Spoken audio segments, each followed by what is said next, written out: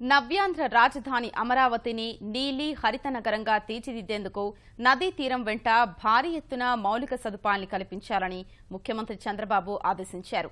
నదీ తీరం వెంబడి పర్యాటకం వృద్ధి చెందేలా ఆకృతులు రూపొందించాలని కన్సల్టెంట్ సంస్థల్ని ఆదేశించారు. పూర్తిస్థాయి రియల్ టైం గవర్నెన్స్ ప్రవేశపెట్టేందుకు ఇకపై ప్రతి బుధవారం సమీక్షిస్తానన్నారు.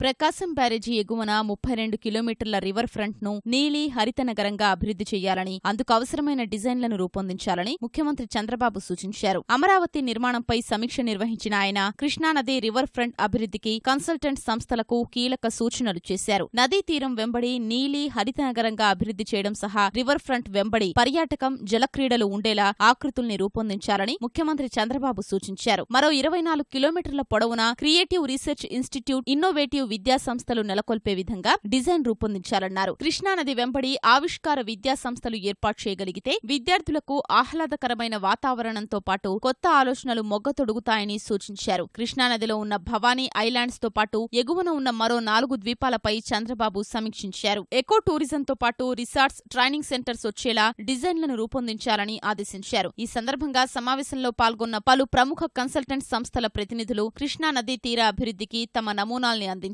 మరోవైపు సమర్థవంతమైన పాలన అందించేందుకు త్వరలో రియల్ టైం గవర్నెన్స్ ఆర్జీటీని సంపూర్ణంగా అమల్లోకి తీసుకురావాలని ముఖ్యమంత్రి చంద్రబాబు ఆదేశించారు. ఆర్టీజీ కమిటీ సభ్యులు, ప్రభుత్వ ఐటీ సలహాదారుతో సమావేశమైన ఆయన పాలనలో పూర్తిస్థాయి రియల్ టైం గవర్నెన్స్ ప్రవేశపెట్టేందుకు ప్రతి బుధవారం సమీక్షిస్తానని చెప్పారు. ముందుగా ఈ ప్రగతి కిందకు అన్ని శాఖల్ని, విభాగాల్ని తీసుకురావాలని స్పష్టం చేశారు. ఈ ప్రగతి కింద చేపట్టిన 72 ప్రాజెక్టుల్ని త్వరగా పూర్తి చేయాలని ముఖ్యమంత్రి సూచించారు. ఇందుకు సహాయకారిగా త్వరలో అడ్వైజరీ కౌన్సిల్ ఏర్పాటు చేస్తామన్నారు. ఈ గవర్నెన్స్ లో అగ్రస్థానంలో ఉన్న కెనడా, దక్షిణ కొరియా, సింగపూర్ స్థాయిని ఆంధ్రప్రదేశ్ చేరుకోవాలని, ఆ దిశగా కార్యాచరణ ప్రణాళికను రూపొందించి అమలు చేయాలని ముఖ్యమంత్రి సూచించారు. అటు జనవరి 3 నుంచి 7 వరకు తిరుపతి శ్రీ వెంకటేశ్వర విశ్వవిద్యాలయంలో జరగనున్న ఇండియన్ సైన్స్ కాంగ్రెస్ ఏర్పాట్లపై చంద్రబాబు సమీక్షించారు. ఇండియన్ సైన్స్ కాంగ్రెస్ సదస్సును విజయవంతంగా నిర్వహించేందుకు వీలుగా విశ్వవిద్యాలయ ఆవరణలోనూ, ఆవరణ వెలుపల అవసరమైన మౌలిక సదుపాయాలు కల్పించాలని సూచించారు.